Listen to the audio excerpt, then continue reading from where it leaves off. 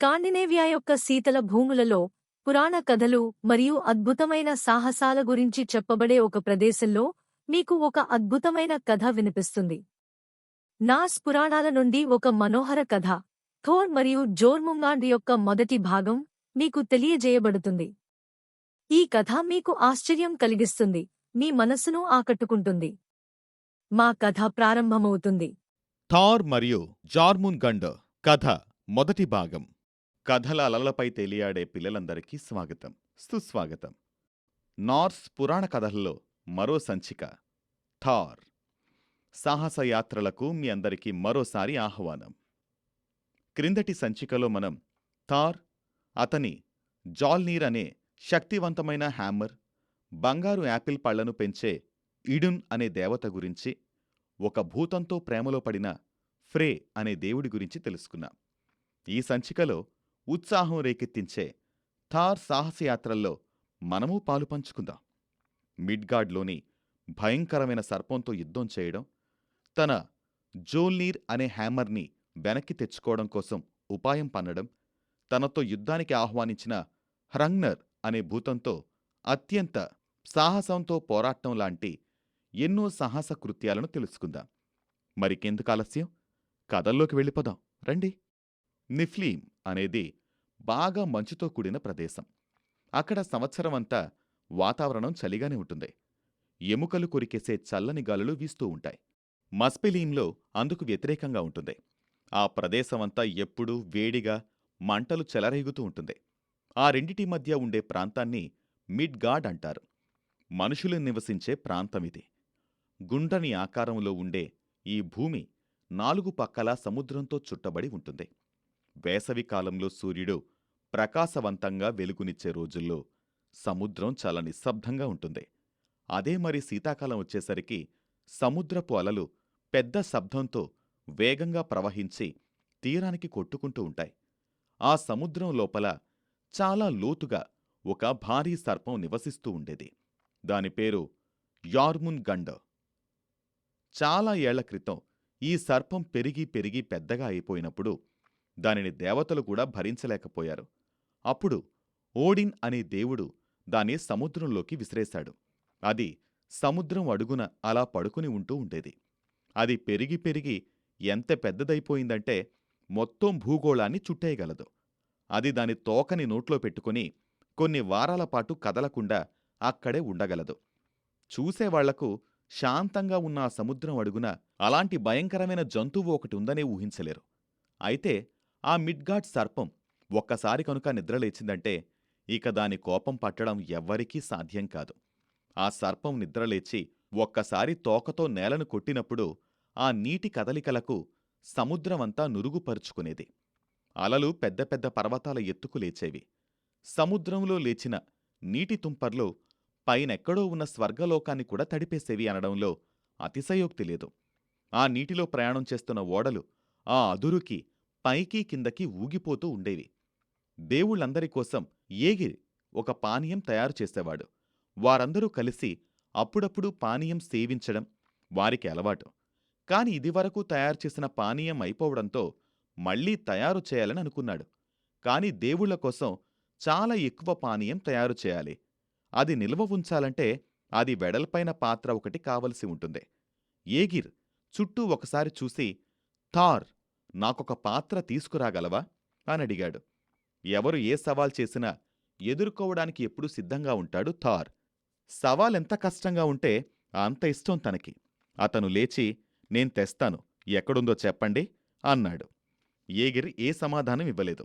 అసలా పాత్ర ఏంటో, ఎక్కడినుంచి తేవాలో తెలియని దేవుళ్లందరూ కూడా అయోమయంగా ఒకరినొకరు చూసుకుంటూ ఉండిపోయారు. అంత పెద్ద పాత్రను తక్కువ సమయంలో వెతికి తీసుకురావడం కష్టమే. ఇంతలో ధైర్యానికి ప్రతీకైన టైర్ అనే దేవుడు లేచి ఇలా అన్నాడు. ఎలివాగర్ నడిఒడ్డున నా తండ్రి హైమర్ నివసిస్తున్నాడు. అతని దగ్గర చాలా వెడల్పైన లోతైన పాత్ర ఉంది. దేవుళ్ల కోసం పానీయం తయారు చేసేందుకు అది సరిపోతుంది అని.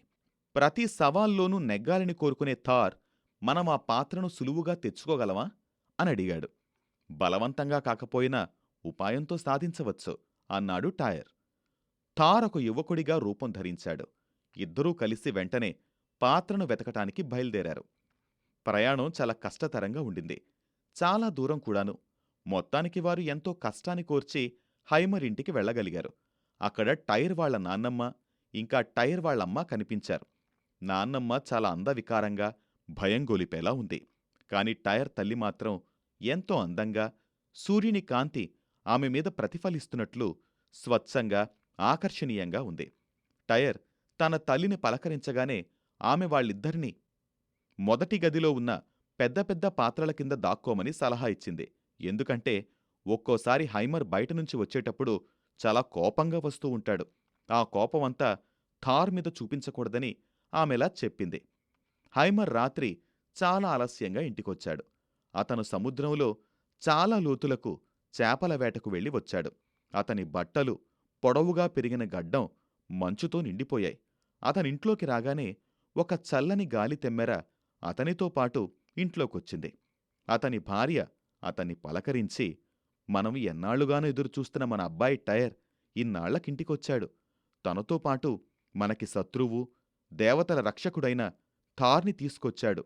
వాళ్ళు అదిగో ఆ స్తంభం పక్కన దాక్కున్నారు అని చెప్పింది. ఇలా చెప్తూ ఆమె ఒక స్తంభం కేసి చూపించింది. భూతాలైన తమకు శత్రువులైన దేవుళ్ళు తమ ఇంట్లోనే ఉన్నారన్న కోపంతో హైమర్ పెద్ద పెద్ద అడుగులు వేసుకుంటూ ఆ స్తంభం వైపు వెళ్ళాడు. ఆ స్తంభాన్ని గుచ్చుతున్నట్లు చూసిన ఆ చూపుకు స్తంభం ముక్కలయింది. అందులోనుంచి 8 పాత్రలు పెద్ద శబ్దంతో క్రిందపడి పగిలిపోయాయి. ఒక్క పాత్ర మాత్రం పగల్లేదు. అందులోనుంచి 2 దేవుళ్ళు బయటకి నడుచుకుంటూ వచ్చారు. థార్ని చూసిన హైమర్కు ఏమాత్రం ఆనందం కలగలేదు సరికదా, కోపం వచ్చింది. కాని బయటకు పంపలేక రాత్రి భోజనంలో ఇంటికి వచ్చిన అతిథికి 3 పెద్ద పెద్ద ఎద్దులను వడ్డించాలని ఆదేశించాడు. చాలా దూరం కఠినమైన ప్రయాణం చేసి ఉండడం వలన థార్ చాలా ఆకలిగా ఉన్నాడు. పళ్ళెంలో వడ్డించిన 2 ఎద్దుల మాంసాన్ని అతనే తినేశాడు. అప్పటికి కాని అతని ఆకలి చల్లారలేదు. అతని ఆకలి చూసి హైమర్, నీ ఆకలి చూస్తుంటే రేపు చేపలు పట్టడానికి వెళ్ళినప్పుడు రోజూ కన్నా ఎక్కువ చేపలు తేవాలేమో అనిపిస్తోంది అన్నాడు. మర్నాడు తెల్లారే సూర్యోదయం కూడా కాకుండానే హైమర్ చేపల వేటకు సిద్ధమవుతున్న అలికిడి వినిపించింది థార్కి. అతను గబగబా తయారైపోయి హైమర్ దగ్గరికి వెళ్ళి, శుభోదయమండి, నేను కూడా మీతో పాటు చేపలు పట్టడానికొస్తాను. నాకు చేపలు పట్టడమంటే చాలా సరదా అన్నాడు. కాని హైమర్కి థార్ తనతో రావడం ఇష్టం లేదు. తన రోజుని తన శత్రువుతో కలిసి గడపడం అతనికి ఇష్టం లేదు. అందుకని, నువ్వింకా చాలా చిన్నవాడివి. చేపలు పట్టడంలో నీ వలన నాకేమీ ఉపయోగం ఉండదు. నేను సముద్రంలో చాలా లోతుకు వెళ్ళి ఎన్ని రోజులు నాకక్కడ ఉండాలనిపిస్తే అన్ని రోజులక్కడుండిపోతాను. అన్ని రోజులు నువ్వు సముద్రంలో ఉంటే నీకు జలుబు చేసి చచ్చిపోతావు అని వెటకారంగా మాట్లాడాడు. ఆ మాటలు విని థార్కి చాలా కోపం వచ్చింది. హైమర్ తనను అవమానించినట్లు భావించాడు. ఒక్క నిమిషం తన జాల్నీర్ హ్యామర్తో అతని తల బద్దలు కొట్టాలని అనిపించింది. కాని తన ఆగ్రహాన్ని అణచుకున్నాడు. మీరు ఎంత దూరం వస్తే నేను మీతో పాటే అంతే దూరం వస్తాను. మీరు ఎన్ని రోజులక్కడ గడిపితే నేను కూడా అన్ని రోజులుంటాను అని హైమర్తో చెప్పి, అవును, ఇంతకీ మనం చేపల కోసం ఎరగా ఏం తీసుకెళ్తున్నాం అని అడిగాడు థార్. అతను తనతో రావడం తప్పదని తెలిసి హైమర్కు చికాగ్గా అనిపించింది. ఏం పెట్టాలో నువ్వే వెతుక్కో అన్నాడు పరుషంగా. థార్ హైమర్ వాళ్ల పశువులశాల దగ్గరికి వెళ్ళి ఒక పెద్ద ఎద్దుతల తీసుకొని అది ఎరగా వేసేందుకని హైమర్తో పాటు పడవెక్కాడు. నేలమీద నుంచి సముద్రం వైపుకు పడవ నడుపుతున్నారు. హైమర్ పడవ ముందు భాగాన కూర్చోగా థార్ వెనక భాగాన కూర్చున్నాడు. ఇద్దరూ తెడ్లు వేస్తూ పడవ నడుపుతున్నారు. హైమర్ ఎప్పుడూ చాలా బలంగా తెడ్లు వేస్తాడు. కాని థార్లాగా పడవ నడిపేవాణ్ణి ఇంతవరకు అతను చూడనేలేదు. థార్ తెడ్లు వేస్తుంటే మొత్తం పడవంతా ఊగిపోతుంది. అలా కొంతసేపు గడిచాక వారు హైమర్ ఎప్పుడూ చేపలు పట్టే స్థలానికి చేరుకున్నారు. అక్కడ థార్ని పడవ ఆపమని అడిగాడు హైమర్. ఇక్కడితో ఈ కథ మొదటి భాగం పూర్తయింది. హైమర్ థార్ని పడవ ఆపమని చెప్తాడు. ఎందుకంటే వారు ఇంకా ముందుకు వెళ్తే మిడ్గాడ్ సర్పం ఉన్న చోటికి చేరుతారు. మరి థార్ అతని మాట విని పడవ ఆపాడా లేక ముందుకు వెళ్ళి ఆ సర్పాన్ని లేపుతాడా అనేది రెండవ భాగంలో చూద్దాం. ఈ కథ మనకు బోధించే ముఖ్య విషయం ఏమిటంటే, మనం ఎదుర్కొనే సవాళ్లు మరియు పోరాటాలు మన బలాన్ని పెంచుతాయి. మీరు మరిన్ని కథలు వినాలనుకుంటే, అప్పల్ లేదా ఆండ్రాయిడ్ అప్ స్టోర్స్ నుండి స్టోరీ వేవ్స్ యాప్ను డౌన్లోడ్ చేయండి. స్టోరీ వేవ్స్ సభ్యత్వం నెలకు $1 కంటే తక్కువ. మీ కుటుంబానికి నాణ్యమైన కథలు తీసుకురావడానికి ఇది అత్యంత సరసమైన మార్గాల్లో ఒకటి. స్టోరీ వేవ్స్ యాప్లో అన్ని కొత్త కథలు అందుబాటులో ఉన్నాయి మరియు అత్యంత ఉత్సాహభరితమైన కంటెంట్ యాప్పై మాత్రమే అందుబాటులో ఉంటుంది. యూట్యూబ్ ఛానల్కు సభ్యత్వం తీసుకోండి మరియు ఇన్స్టాగ్రామ్, టిక్టాక్, స్పాటిఫైలో స్టోరీ వేవ్స్ను ఫాలో అవ్వండి. రాబోయే కంటెంట్ గురించి అప్డేట్లు పొందండి. మీరు చూడటానికి ధన్యవాదాలు.